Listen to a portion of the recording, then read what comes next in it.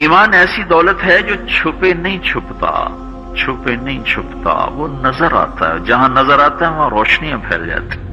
میں جب سے کالج چھوڑا میں کبھی ہوٹلوں میں نہیں گیا۔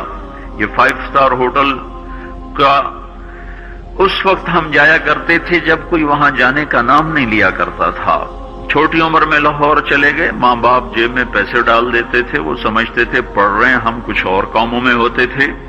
تو پھر اس کے بعد میں زندگی میں پہلی دفعہ گیا، ہمارے ایک دوست تھے، ان کی بیٹی کی شادی تھی، تو میں کبھی نہیں جاتا ایسے موقعوں پر اس قسم کی جگہ پر، لیکن اس نے میری اتنی منت کی کہ میں شرمندہ ہی ہو گیا۔ میں نے کہا اچھا بھائی میں آ جاؤں گا، اور پھر اس نے مجھے تسلی دلائی کہ وہاں سارا الگ الگ ہے، عورتوں کا انتظام الگ ہے، مردوں کا الگ ہے، پی سی لاہور میں۔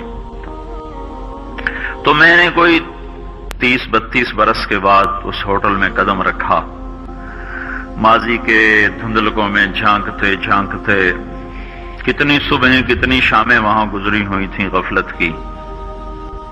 تو میں جب وہاں سے نکلنے لگا کھانے کے بعد تو عورتیں نکل رہی تھیں، اکثر بے پرد تھیں، تو وہاں گیلری میں مجھے کسی نے روک لیا، مجھ سے بات کرنے لگ گیا، میں کھڑا ہو گیا، دائیں بائیں کچھ اور عورتیں کھڑی تھی، اتنے میں سب کی نظر پیچھے لگی، عورتوں کی بھی مردوں کی بھی۔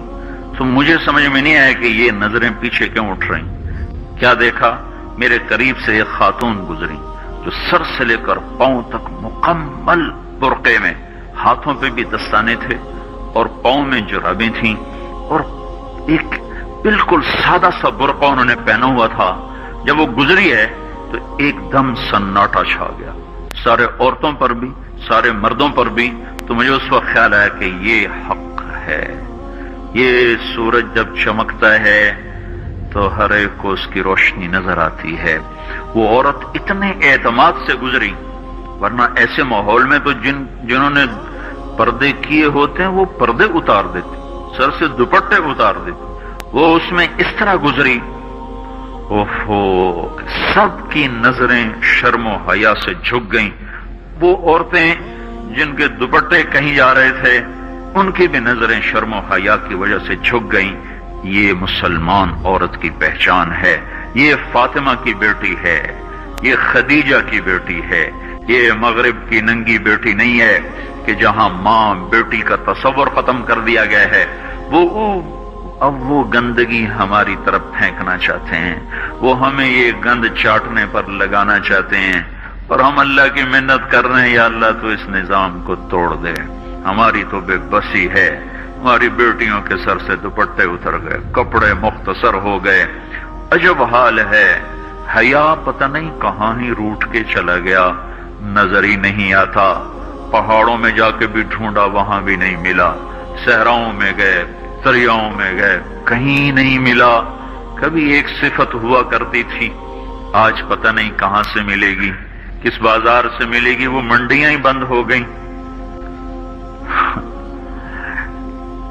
جس قوم کی بچیاں ناچ گانے کو اپنا شعار اور شوق بنا لیں، ان کی نسل سے اب خالد بن ولید نہیں پیدا ہو سکتے، ناچنے والے ہی پیدا ہوں گے، محمد بن قاسم نہیں پیدا ہو سکتے، طارق بن زیاد نہیں پیدا ہو سکتے۔ مجھے صلاح الدین یاد آیا، میں بہت رویا، وہ بھی کسی ماں کا جنا ہی ہوا تھا۔ اس کے زمانے میں کرک، ایک ہمارے پاکستان میں کرک ہے، ایک اردن میں کرک ہے، اونچی پہاڑی پر وہ شہر ہے، بڑا دشوار قلعہ ہے۔ اس پر ایک حکمران تھا عیسائی، اس کا نام تھا ریجنالڈ۔ تو کرک کے قریب سے قافلے گزرتے تھے حج کے، تو اس نے ایک دفعہ حاجیوں کے قافلے پہ حملہ کیا اور کہنے لگا بلاؤ اپنے محمد کو تمہاری مدد کرے، اور سارے حاجیوں کو تعطیق کر دیا۔ اور دوسری دفعہ اس نے بحری بیڑا تیار کی اور مدینے پر حملہ کرنے کے لیے وہ بندرگاہ تک پہنچا یمبو کی، لیکن موسمی حالات سازگار نہ تھے تو واپس ہو گیا۔ تو حطین کی لڑائی ہوئی ہے فلسطین میں، جس میں سارا یورپ اپنی طاقت کے ساتھ میدان میں اترا تھا، اور اذا تنہا صلاح الدین ایوبی رحمۃ اللہ علیہ اکیلا اس لشکر سے ٹکرایا تھا اور انہیں اس میں ساری رومن امپائر کو شکست ہوئی تھی، تو بڑے بڑے بادشاہ اس میں گرفتار ہوئے، تو اس میں ریجنالڈ بھی گرفتار ہو کے آیا، تو کوئی 12 بادشاہ تھے ریاستوں کے جو سامنے اس کے پیش کیے گئے، تو پیاس کی شدت سے سب کا برا حال تھا، تو صلاح الدین نے سب کو پانی پیش کیا، ریجنالڈ کو نہیں پیش کیا۔ تو یروشلم کا جو بادشاہ تھا ہمفرے، اس نے اپنا پانی بچا کے اس کو دیا، تو صلاح الدین نے کہا یہ پانی تو دے رہا ہے، میں نہیں دے رہا ہوں، اسلام میں یہ ہے جب کسی کو پانی پلا دو تو اس پہ تم ہاتھ نہیں اٹھا سکتے، یہ امن کی نشانی ہے۔ تو صلاح الدین نے فوراً اسے کہا یہ پانی تو نے دیا، میں نے نہیں دیا۔ تو پھر انہوں نے ریجنالڈ کو اسلام کی دعوت دی کہ تو مسلمان ہو جا، میں تجھے دعوت دیتا ہوں۔ اس نے انکار کر دیا، کہا میں نہیں ہوتا۔ تو انہوں نے کہا میں نے تیرے قتل کی 2 دفعہ قسم کھائی تھی، ایک جب تو مدینے پہ حملہ آور ہوا تھا تو میں نے قسم کھائی تھی میں تجھے اپنے ہاتھوں سے قتل کروں گا، اور دوسری دفعہ جب تم نے حاجیوں پہ حملہ کر کے کہا تھا بلاؤ محمد کو، تو میں نے قسم کھائی تھی کہ مجھے اللہ نے موقع دیا تو میں اپنے ہاتھ سے تیری گردن اڑاؤں گا۔ آج محمد کا ادنا غلام تیری اس بات پر یہ فریضہ ادا کرنے کے لیے آ رہا ہے، اور اپنی تلوار سے اس کی گردن اڑائی، وہ پیچھے لٹک گئی، پوری نہیں اڑی، پیچھے لٹک گئی، خوفناک منظر بن گیا، تو سارے بادشاہوں پہ کب کبھی طاری ہو گئی۔ تو صلاح الدین فرمانے لگے ہمارے مذہب میں یہ نہیں ہے، بادشاہوں کے ساتھ ہم بادشاہوں جیسا ہی سلوک کرتے ہیں، پر یہ حدود سے آگے چلا گیا تھا۔ اب مجھے یہ قصہ بھولا ہوا تھا، مجھے انہی حادثوں میں، انہی ہنگاموں میں وہ یاد آیا، تو بعد تنہائیوں میں بیٹھ کے بے بسی کے آنسو بہہ جاتے ہیں، اور اس کے سوا کوئی چارہ نہیں ہے۔ ہماری ساری نسل موسیقی میں ڈوب چکی ہے، جو بدن سرتال پہ تھرکتے ہوں، جو بدن موسیقی کے اوپر ہلتے ہوں، رقص میں آتے ہوں، ان پہ کانٹے ہی اگیں گے، ان پہ صلاح الدین کا پھول نہیں اگ سکتا، ان میں محمد بن قاسم کے پھول نہیں اگ سکتے۔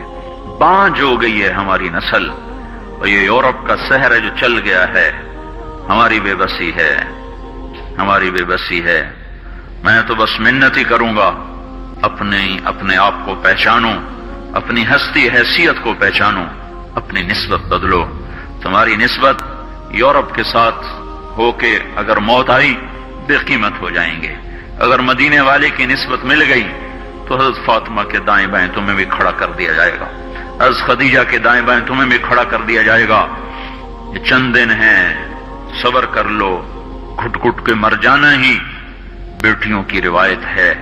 مشرق کی بیٹی، اس نے گھٹ گھٹ کے مرنا ہی سیکھا ہے۔ ہاں، یہ آزادی، یہ آوارگی، یہ مغرب کی عورت کا خاصہ ہے، اور 18ویں صدی تک مغرب میں بھی کوئی عورت ایسے ننگی نہ تھی، اور گھر کی زندگی تھی۔